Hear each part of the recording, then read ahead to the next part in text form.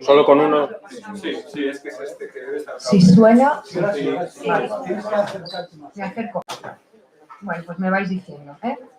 Para no tardar más. ¿Sí? ¿Se me oye así bien? ¿Sí? ¿Me oís bien los de Alberto & Company? Sí. Pues...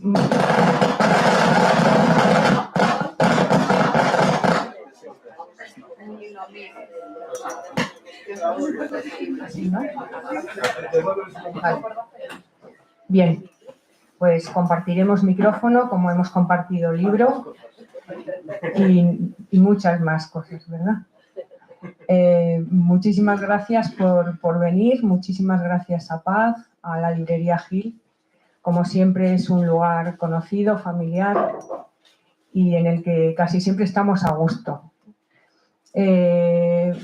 Santiago y yo vamos a presentar este libro, Pura apariencia y otros cuentos, y yo voy a contar el proceso, cómo nació, cómo creció, y él contará también alguna otra anécdota casi, ¿no? Porque al final el libro quien quiera lo puede leer y lo que nosotros podemos contar es precisamente lo que no está en el libro. ¿Cómo comenzó? ¿Cómo nació este libro? Está compuesto de 29 cuentos y tienen diferente formato, tienen una longitud diferente, están escritos en tiempos diferentes. Los primeros que escribí son de finales de los 80 y quizá el último de los que aparece aquí esté escrito hace un año, es decir, han llevado un proceso de un montonazo de años. Otros se fueron gestando poco a poco a medida que ocurrían algunas anécdotas que tenían que ver con cosas que me pasaban o con cosas que veía que fuesen, bueno, pues un poco a veces estrafalarias, ¿no? Que son las cosas que me llaman la atención a la hora de poderlas novelar o narrar o convertir en relato. La libertad que yo sentía al escribir este libro me la producía precisamente el hecho de que no se trataba de un trabajo unificado, de un trabajo que yo previera que fuese un trabajo para presentar, ¿no? Como un poemario o algo así que en principio tienen una unidad de partida. Estos fueron relatos que se fueron escribiendo y de ahí el hecho de que aparezcan voces muy diferentes. Aparecen personajes muy diversos, quizá no haya ni siquiera una unión de contenido, ¿no? Porque unos están escritos pues, en un contexto como muy íntimo de una habitación o de una casa, casi a veces angustiosos, y otros tienen un correlato pues, más natural, en la naturaleza, yo qué sé, en el Cabo de Gata, que una vez iba de vacaciones, o en lugares en los que yo iba encontrando algún punto de reflexión o de enigma, ¿no? Que al final es lo que tiene que tener una creación literaria, yo creo, ¿no? Este formato, que es el relato corto, me permite un desarrollo que no me lo da el poema. El poema es una cosa muy esencial, ¿no? Casi la filosofía de la literatura. Y el cuento me permite ese relato que entra un poco en el tema narrativo, pero en el que también los elementos que lo componen son elementos muy exclusivos, son elementos muy pensados, no hay un desarrollo descriptivo grande o unos personajes que tengan quizá un desarrollo más allá de lo que podamos imaginar con algunas pinceladas, ¿no? Y a mí eso me interesa un poco, esa parte casi de abstracción, que la tengo en la poesía y que también en la narración se puede expresar. Por tanto, os decía que esta forma casi concentrada y esencial que tiene el lenguaje poético, no lo tiene tanto el estilo narrativo del cuento. Y a mí me permitía un poco, pues, a veces descansar del poema, no porque yo estuviese todo el rato escribiendo poemas y necesitara descansar, pero la manera de crear es una manera en la que la cabeza funciona de una forma determinada y con la narración hay otro proceso un poco diferente. Este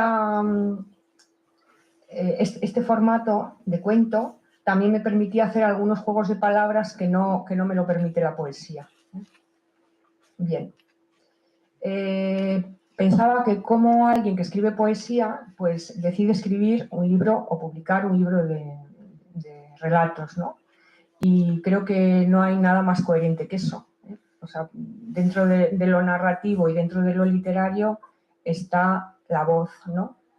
Y este formato, eso me permitía, ¿no? Me permite ese desarrollo un poquito más largo, decía. El poema también es un poco por hacer la comparación entre los dos géneros, ¿no? El poema es esa parte como muy esencial en la que no se puede volar tanto, ¿no? El vuelo es un vuelo íntimo. Y en el relato sí encuentro que haya un juego más externo, ¿no? Aunque, bueno, es verdad, en un poema tú puedes hacer un poema más descriptivo y explicando, hablando sobre la naturaleza o tus sentimientos, pero bueno, a mí el relato sí que me daba esa línea, ese punto de fuga, ¿no? Que no me lo da tanto el poema.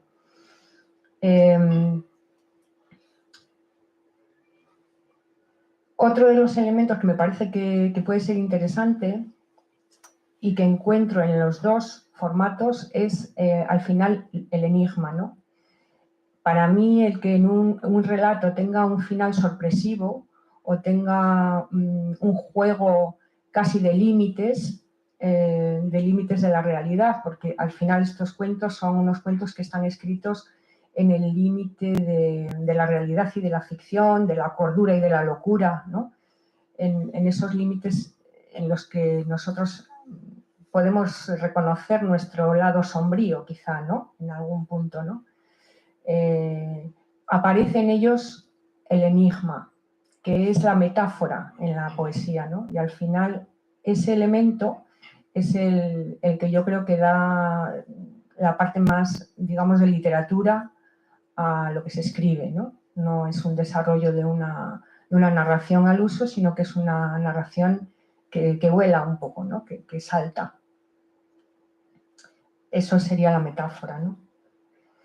De todas formas, yo no he tenido nunca mucho éxito con los cuentos que he escrito, así como en poesía, pues bueno, he publicado más y tal, pero en los cuentos, a mí me gustan mis cuentos, pero es verdad que cuando he presentado a concursos o esto, no, como que no sé, como que no. Y entonces yo tenía ganas de recopilar un poco algunos de los cuentos que tenía, que no son todos, pero que he ido seleccionando algunos y bueno, pues este es el final de ese proceso, que bueno, ha sido divertido, sobre todo ha sido divertido y ha sido compartido, porque antes comentaba con Marí, ¿no? ¿Estás nerviosa? Y yo decía, pues no, es que me siento muy acompañada, porque Santiago me ha acompañado mucho y Marí me acompaña en todas las presentaciones que hago.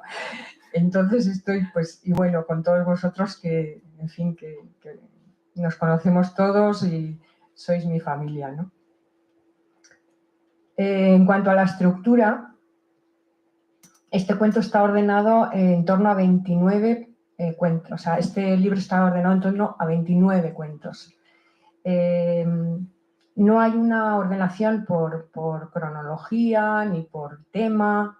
Está dividido en dos partes. En la primera parte están los poemas que tienen un formato un poquito más largo. Son también relato corto, pero tienen un contexto igual un poquito más de desarrollo. Tienen algunas partes en donde aparecen igual más personajes.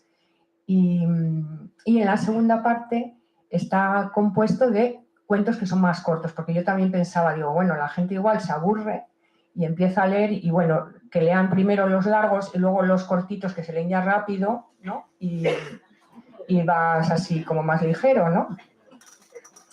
Y un poco la idea de esta segunda parte, sobre todo, que fue la primera que hice, está escrita, es anterior a la segunda, pues en esta parte hablo de situaciones un poco irreales, ¿no? Verosímiles, yo creo, pero un poco en el límite, eso, les decía antes, de lo real y de lo irreal, ¿no? Y de cierta locura, ¿no? Hay puntos ahí a veces de perversión, de figuras que son un poco perversas.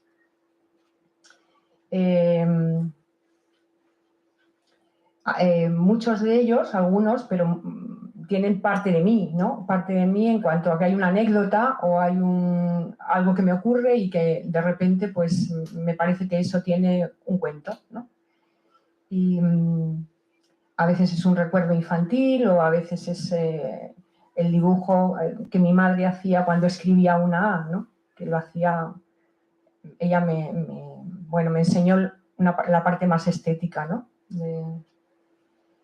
Otros, pues eso, os decía un viaje al Cabo de Gata o, en fin, todos imaginativos, porque mi madre me decía siempre, hija, ¿tú es que inventas? Digo, claro, mamá, soy escritora, ¿cómo lo voy a inventar? Bien, cada relato tiene su voz propia, pero yo creo que en todos hay sentidos, percepciones, y Santiago fue capaz de ver un hilo conductor que yo desconocía en los cuentos.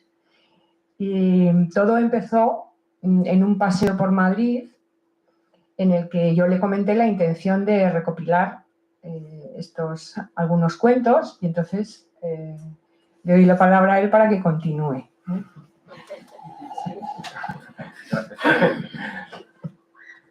Sí, sí. Bueno, después de oír a Charo, en fin, me da un poco de vergüenza cómo voy a hablar yo, pero bueno. A ver, yo en primer lugar quería, bueno, primero agradecer, aunque sea por mi parte, agradecer a la librería Gil, además que le hemos dado muchísimo trabajo, a Javier, bueno, a Paz, en fin, a todo el equipo, porque verdaderamente es impresionante lo que se hace en esta librería. O sea, en 24 horas esta es la tercera actividad que yo sepa que se hace, aparte de la normal, digamos, de una librería al uso. O sea, que es impresionante esto. En fin, bueno, a ver, lo primero que quiero decir es que para mí es muy interesante participar en un proyecto. O sea, yo pienso que el artista, la libertad del artista es como una especie de diríamos, un lugar común, es decir, ¿no? Es que es la base, ¿no? Pero en realidad, eso decía Stravinsky, ¿no? Que es mucho más interesante la limitación. O sea, que el artista tenga unos puntos firmes de apoyo a partir de los que él proyectar. Él hacía el símil del caminar, o sea, sin una resistencia del suelo no podemos andar tampoco, ¿no? Entonces, esa especie de contenedor hace que el líquido no se desparrame, ¿no? Adquiere una forma, ¿no? Pues eso es un proyecto y, bueno, pues tiene esa parte, digamos, en realidad es un estímulo, ¿no? Bueno, pues el proyecto que me planteó Charo, pues me pareció, vamos, súper estimulante. Bueno, yo ya la conocía, conozco su calidad literaria y, bueno, todo, ¿qué os voy a decir, no? De la categoría Charo. Entonces, pues yo le dije, oye, pues pásame los textos. Me decía, no, te paso uno o dos, bueno, así, que ya como es tan discreta. Y yo le dije, no, pásame el libro entero, ¿no? Y, bueno, yo también, por no lanzarme así demasiado avanzadamente, dije, pues igual te hago una portada o algo, tal. Bueno, el caso es que, pues leyendo los textos y, bueno, pues dije, esto hay que hacer un dibujo de cada texto, ¿no? Vamos, yo lo vi clarísimo, ¿no? Entonces, en fin.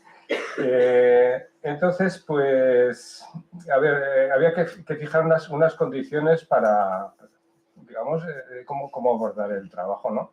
Entonces, para mí, el peso tenía que ser, por supuesto, literario. O sea, yo no podía hacer unos dibujos así muy aparatosos ni cosas que, digamos, que desbordaran un poco el formato, ¿no? Entonces, lo primero era un formato pequeño, dibujos pequeños, dibujos en blanco y negro, que a la vez pues mantuviera un poco la austeridad de lo que es la letra impresa, el negro sobre el blanco, que no añadiera costes. Cosas así de sencillas también hay que pensarlas, ¿no? Y luego, pues, también que fuera discreto en el sentido de la propia forma de las imágenes. Y bueno, pues así dándole un poquito de vueltas, dije, pues esto igual podía hacer dibujos o sea, que no aparecieran, por ejemplo, no me apetecía que aparecieran escenas enteras, personajes con expresiones, rostros, ni siquiera figuras enteras, sino primeros planos de manos. Dije, voy a intentarlo. Entonces, bueno, pues os voy a poner algunas imágenes pues, para ilustrar esto que cuento.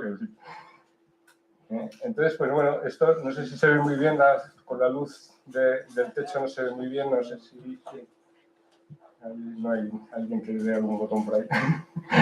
Bueno, estos son dibujos que hice a lápiz sobre muchas gracias, sobre el texto impreso, así las hojas impresas, ¿no? Pero, son dibujos hechos hacia abuela pluma, intentando centrar el tema en las manos, ¿no? Lo paso un poquitín rápido. Bueno, pues como los huequitos ahí del texto. Me pareció que era curioso, pero también parece que el tema del proceso es algo que parece que interesa, ¿no? A ver, entonces, pues, son así dibujillos, digamos. Entonces, luego los ordené en una cuadrícula, como eran 29 relatos, pues entonces hice una cuadrícula que tenía, claro, 30 casillas. Y ahí, pues bueno, empecé a ordenar todas las imágenes, a darles un poquitín más de forma y resulta que me quedaba por ahí abajo, no sé, no tengo un puntero o algo, pero bueno, la número 30, claro, quedaba un hueco. Claro, yo le dije a Charo, es que casualmente 29 son las letras del alfabeto si añadimos la L y la CH, yo que sé, que también me llamó, no sé, y a la vez es un número primo, que veo por ahí a Araceli por ahí atrás, los matemáticos. Bueno, pues yo que sé, que era algo como una cifra un poco extraña e inquietante también, ¿no? Como los propios textos, Porque, claro, también había que transmitir eso, ¿no? Por un lado, su discreción, su introversión, y su ambigüedad, eso, lo que ella ha mencionado, ¿no? El borde entre lo onírico y lo real, y a veces es muy real porque hay detalles, pues como pasa a veces en los sueños, que hay detalles que incluso son superiores a los de nuestra propia experiencia de lo real, ¿no? Bueno, entonces, claro, dije, bueno, ¿y qué pongo aquí en el 30, en la casilla 30? Entonces, en el texto había un heterónimo por ahí flotando, que yo no sabía ni qué significaba, de Olinda, un nombre de la señora, se supone. Entonces, esto os lo va a contar Charo porque, claro, ella lo puso en su libro, la de Olinda. Vale, o sea, que la paso un poquito al micrófono, así. Bueno, pues de Olinda es un alter ego, es un personaje que apareció hace muchos años porque en una casa en la que yo vivía teníamos en la pared del estudio un póster y era este póster, que es un póster que habíamos comprado en la Calús Gulbenkian y que tenía yo enfrente de mi mesa. Y pues cada vez que escribía cualquier cosa miraba hacia adelante y veía este póster. Y entonces un día pues estaba escribiendo algo y pensé de Olinda. Dije, oh, qué nombre tan cursi. Y pensé, bueno, pues a lo mejor se puede convertir en ese personaje del que yo quiero hablar, que no soy yo, pero que sí lo soy, pero que a veces lo soy, pero que aparece, ¿no? Y entonces empezaba a aparecer pues en algún poema o en algún relato y en este libro pues aparece también en uno, ¿no? En un relato, me parece, en el segundo. Esa es la historia de este alias, ¿no? Bueno, entonces la fase siguiente era ya hacer los dibujos con su forma definitiva, ¿no? Hasta ahora habían sido bocetos, ¿no? Y cogí un papel de 50 por 70 de acuarela, lo encinté, no sé si se notan las cintitas transparentes de 1 centímetro, y salían huecos más o menos de 8 por 10, así, los 30 huecos. Y los dibujé a pluma de tintero, plumilla de la de verdad, no de rotulado el calibrado, ¿vale? Que a veces se confunden se usa mucho lo de plumilla para eso, ¿no? Esto es pluma de tinta china, ¿no? Todo, por supuesto, con acuerdo de Charo, O sea, yo cada fase le preguntaba a Charo, ¿te parece bien esto? Y ella pues me hacía sus observaciones y tal. Bueno, es que dice casi siempre que sí, ¿no? Bueno, Lo que tú quieras, tira, ¿no? sí, lo que pasa es que, hombre, yo también, yo sé que ella es profesora muy estricta y había que seguir todo, todos los pasos sin pasar de nada. Bueno, a ver, entonces esto es al final, un poco hablándolo con Raúl Reyes, que es el que nos hizo toda la maquetación, toda la edición, pues llegamos a una especie de acuerdo de que, claro, fijaos que los dibujos estaban todos, ¿no?, en una sola hoja, tuve que hacer fotos de cada una, para luego que ellos funcionaran independientemente, ¿no? Entonces iban a funcionar de esta manera, acordamos eso, ¿no? O sea, iba al principio del texto un detalle del dibujo en negativo, o sea, con línea blanca sobre fondo negro, y luego al final del texto, como si fuera una pequeña adivinanza, el dibujo entero, pues con algún detalle que no se veía en el recorte, ¿no? O sea, era un poco un pequeño juego, digamos, también, pues jugando eso, ambigüedades y esas cositas, ¿no? Y bueno, claro, estos dibujos ya no existen. Los dibujos esos a tinta china sobre blanco ya no existen, porque yo en la obra esta la seguí. O sea, sería una especie de dibujo subyacente, digamos, un poco entre comillas, de la obra que luego seguí.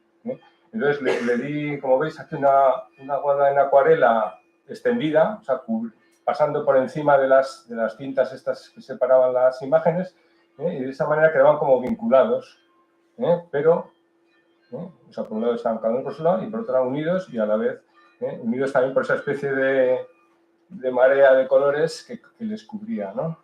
Bueno, les cubría, les bañaba. Y luego, pues cada imagen la trabajé por separado. O sea, la añadí también con acuarela. O sea, esta obra es la que sí existe ahora. ¿De acuerdo?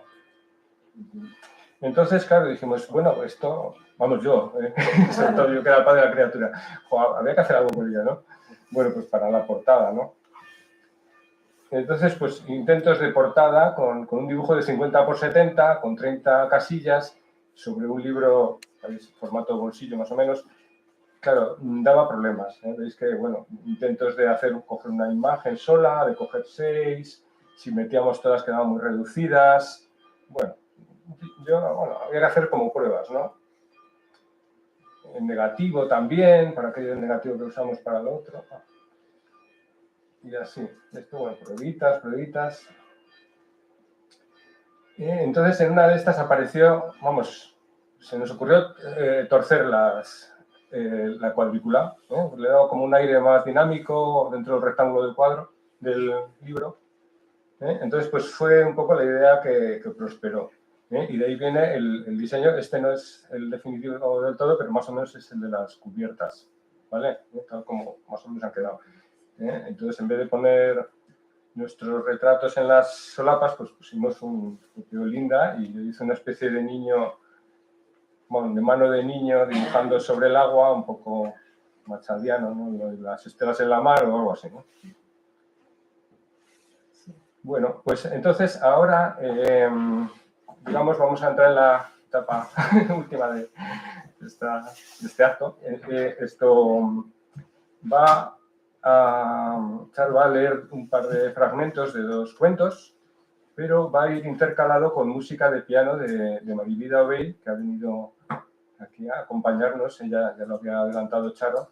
Entonces va a haber una pieza musical, luego va a leer una lectura, otra pieza musical, bueno, sí, lo he dicho bien, sí. Otra lectura o sea, 3 piezas musicales, otra para acabar. Vale, entonces procurar, si queréis, aplaudimos al final, si queréis, para que quede todo continuo. ¿De acuerdo? Vale, bueno, pues yo dejo. Este sería como el primer dibujo, el dibujo del principio, es el libro del texto que va a realizar. Esto, bueno.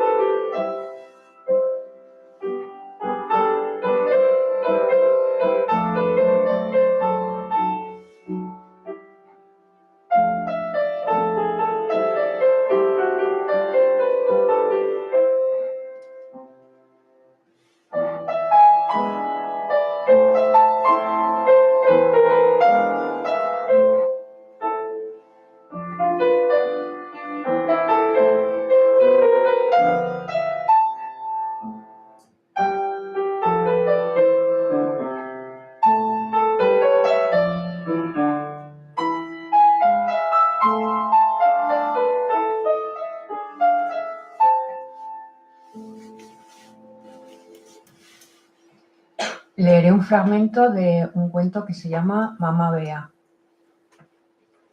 Leví agradece la soledad que le permite disfrutar de la presencia de Mamá Bea sin que nada lo moleste. Es una relación extraña la que mantienen desde hace tiempo. Un día ella se fue. Salió de casa temprano, le dejó su nombre escrito en cartelitos pequeños por toda la casa, con esa letra puntiaguda, rasgada, que a él tanto le gustaba mirar, y no volvió. Desde entonces los vínculos entre los objetos de la casa y él se fueron estrechando, de forma que Leví hablaba con cada plato, silla, cuadro, y todos se llamaban Mamá Bea. Recuerda lo que disfrutaba mirando cómo Mamá Bea escribía alguna carta solo porque él se lo pedía. Se creaba una atmósfera de intimidad, la pluma recorriendo el pliego de tela que ella empleaba, cómo sonaba la plumilla rasgando el papel, el olor de la tinta. Esperaba con especial deseo que la próxima fuera una A. Los rasgos de la A eran muy complicados y ella los hacía de forma tan natural.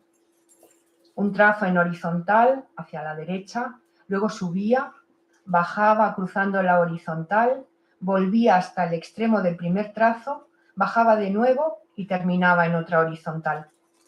Todo ello sin levantar la pluma una sola vez.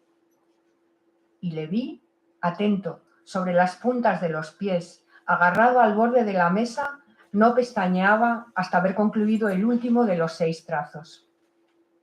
Ejercía esa a tal hechizo sobre él que era capaz de permanecer así durante mucho rato. Ella lo sabía y por eso, antes de marcharse, se preocupó de dejar escritos carteles por la casa con su nombre, Mamá Bea, para que Leví no echase nunca de menos aquella A. Y ahora Leví se dedicaba diariamente a revisar los carteles deteniéndose en cada A.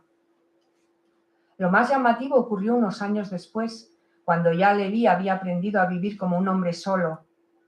En todo ese tiempo no habían cambiado mucho las cosas, aunque la perspectiva de una persona sola le da a su entorno un matiz personal. Esto significa que los muebles no estaban limpios, los diarios locales se desparramaban por el piso en compañía de algún resto de comida, la cocina no conseguía encontrar el orden. Había algo, sin embargo, que permanecía inmutable. La escena diaria de culto a los carteles se sucedía como un rito. Leví se sentía estrechamente vinculado a esos rasgos agudos que encerraban para él la palabra más cercana en la forma más atractiva.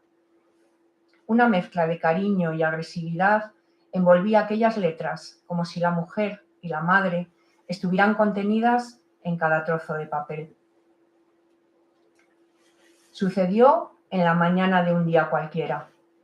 A las 12, hora en la que habitualmente llegaba el correo, recogió la correspondencia. Había una carta con sus señas escritas a máquina. Su sorpresa fue descubrir en el interior un cartel con la misma palabra, pero sobre todo con la misma letra. Esa A inimitable y única ante él con todas sus esquinas, como un reto o una provocación. Revisó los carteles, los contó y recontó, pero no faltaba ninguno. Estaban todos como él los había dejado esa misma mañana. El cartel nuevo rompía el equilibrio. Ahora debía encajar esta pieza en su día a día sin fisuras. Por eso temía añadirlo al montón de cartelitos usados que manejaba ya con familiaridad. Le asustaba el tacto duro del papel nuevo, pero no podía evitar mirarlo absorto, recorrer cada línea y deleitarse con una A perfecta y otra más.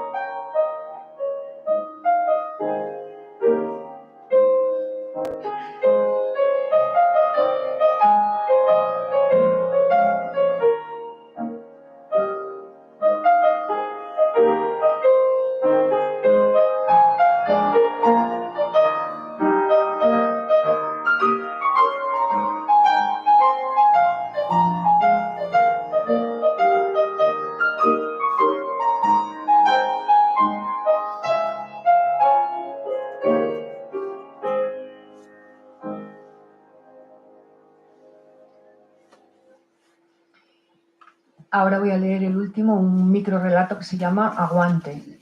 La historia de este microrrelato tiene que ver con un robo que ocurrió en mi casa y que como consecuencia de unos guantes morados pues consiguieron en comisaría localizar a las personas que habían entrado a robar. Y efectivamente tenía un cuento esto. La vida nos sorprende. Ayer, al volver de yoga, donde estuve concentrándome en la respiración, en el presente, parando de la actividad vertiginosa de los que tenemos la suerte de trabajar y nos pagan por ello, volví hacia mi casa, decía, y buscaba aparcamiento gratuito. Tuve que esperar unos minutos a que alguna plaza quedara libre. La chica que estaba antes que yo me llamó la atención por su indumentaria, su acento, sus maneras. Me fijé en sus guantes morados de ante, iguales a unos míos. Pensé en su aspecto y la comparé conmigo. Nos miramos con cierta complicidad, cayéndonos bien a pesar de no conocernos de nada. Pasé por el supermercado antes porque no tenía apenas comida en la nevera. Llegué a casa cansada, cargada y con hambre. En el rellano encontré a mi vecino, a la policía haciendo fotos en mi piso. Me habían robado. Encontraron la marca de una oreja en la puerta de entrada y el cajón de la cómoda estaba abierto y faltaban 3 pares de guantes.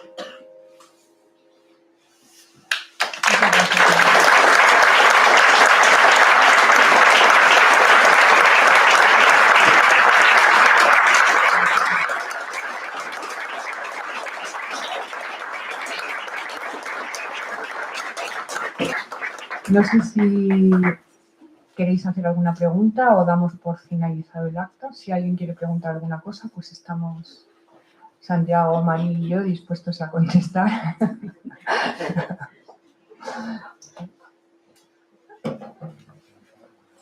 Mariano. A propósito de lo que has dicho, como había una cita de casino, vino editado, no del otro. era el moralista. Entonces, casi todos vosotros sabéis, porque sois muchos cultos y de letras, Calvino perteneció al grupo Ulito, o Juan Felicia Bachico Tolsier. Jos Perec y otros más, que no, bueno, había de todo ahí. Entonces, Carlo Onsola, que es un especialista, bueno, es un catedrático de la Sorbona italiano, pero especialista en Calvino, que ha hecho el último ensayo sobre Calvino, se ha muerto evidentemente, habló de eso, y es de la literatura a contrainte, o sea, a constricciones, que has dicho tú, que cuando hay una dificultad, en vez de limitar, lo que hace es que tengas que desarrollar por otro lado caminos. Entonces, la creatividad puede ser mucho mayor. Y me ha gustado por eso, y a colación porque Charo ha hecho una cita de Calvino, ¿no? Que es uno de mis referentes. No era simplemente comentarlo general. Pues sí. Bueno, pues gracias, Marian, gracias por todo. Y por la... Siempre las manos son un misterio, ¿verdad? Las tenemos a la mano, pero no. Sí, es que es eso, en realidad bueno, quizá después del rostro es la parte más expresiva, ¿no? de la figura humana y bueno, y también de las más complicadas Sí, y las más representar, ¿no? Y las más neuronas.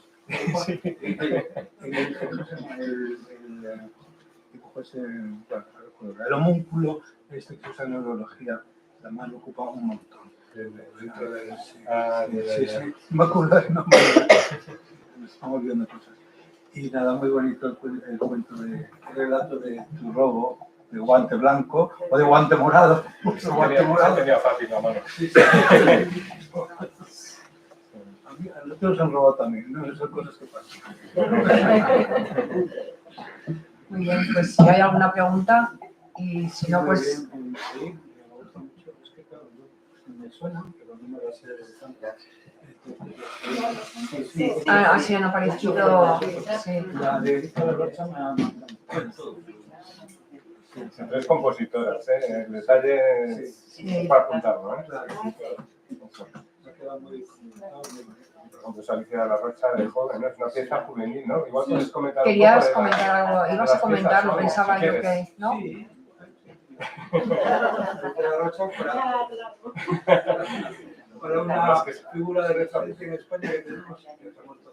El centenario es el año de nacimiento, el centenario de nacimiento. Es que vais a preparar un concierto, ¿no? De Alicia de la Rocha y de Victoria de los Ángeles.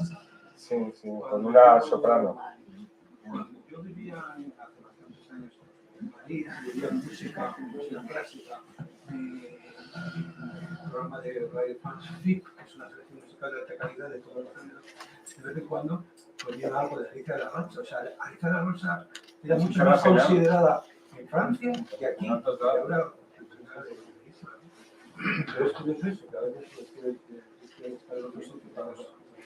Tienes a la faceta compositora, que es de su etapa juvenil, ¿no? Básicamente, pero muy interesante, la verdad. Sí, muy bonito. Perdonad, si no vais por el micrófono, aquí no se ve. No se oye nada. Pues, Vamos. ¿Alguien más quiere...? Sí, lo que no tenemos, pues igual venir para acá porque es que no tenemos... No, si yo hablo, Sí. Te lo repito, sí o sí. Venga. No, yo solo quería comentar, bueno, primero que me parece una edición preciosa, Qué bonito. pero tanto la idea, con lo que habéis comentado, ¿no? La idea del dibujo en nativo, luego en pequeñito, luego más al final, que consigues efectivamente esa atmósfera, ¿no? Intimista, sugerente, onírica. Yo algunos los he visto muy próximos al realismo mágico, pero totalmente verosímiles. Y sí que, bueno, los finales me han gustado mucho, pues eso que decís de la sorpresa. Y sí que me ha llamado la atención en bastantes de ellos los títulos. Y sí que me gustaría si podías hacer alguna apreciación en cuanto a los títulos. Y luego, ya en ese mismo asunto, en esa misma línea, un poco por qué pura apariencia y no otro cualquiera de ellos. Es decir, qué peso tiene la historia, ese que es el que está ambientado en Santander, etcétera. Pero era un poco porque he visto que cada mayor parte de los títulos no tienen verbo y bueno, son curiosos, me han parecido llamativos. Y era un poco así. Sí, comento un poco, porque a mí me gustan mucho los títulos, me gusta mucho el titular y me parece que es una pista y hay títulos realmente por ahí brillantes, ¿no? De gente como Marías o con, ¿no? Yo, en principio, este no era el título que íbamos a poner al libro. Yo iba a ponerle el título del principio de la primera parte, Sones de Nana Vieja, que es un verso mío de otro trabajo. Y entonces, pues, con la buena idea de Santiago y otros, decía, va a sonar un poco como a viejo, a viejuno, ¿no? Sones de Nana Vieja, como ea, ¿no? Como, no sé. Y efectivamente me pareció que sí, que tenía razón y fuimos buscando otros, y el de Pura Apariencia en realidad hace un juego, ¿no? Pura hace referencia a la pureza, pero es que es una prostituta, ¿no? Y a la apariencia, ¿no? Es una prostituta que a pesar de su vida, pues su mala vida, ¿no? Es capaz de sentir ternura y de vincularse a una persona que no conoce de nada y de hacerle un favor, ¿no? Y en ese sentido me parecía que era un juego, bueno, pues también que iba un poco al hilo con los mundos que vivimos, ¿no? De apariencia y de imagen y de eso que parece que solamente valemos por lo que aparentamos, ¿no? Y resulta, pues cada uno tenemos nuestras luces y nuestras sombras y nuestros abismos, ¿no? Los otros cuentos los subraya. Y otros cuentos. Una apariencia y otros cuentos. O sea, claro, sí, claro. Es que como era solamente uno, no iba a poner solo el título de uno para todos, ¿no? Pues eran otros cuentos también. Y bueno, sí, me gusta eso, sí. Hacen un juego, sí. Sí, hacen un juego. Sí. Por ejemplo, el de aguante, ¿no? Pues es el guante y también aguántate tú, que te roben en tu casa y que me hace gracia, ¿no? Ya, era eso, esa es un poco la idea, ¿no? Bueno, pues nada, solo eso. Eso es. Sí. Gracias, Elisa. ¿Queréis alguien más o damos un poco por terminado el acto y agradeciéndoos muchísimo a todos vuestra presencia y vuestro calor? Muchísimas gracias.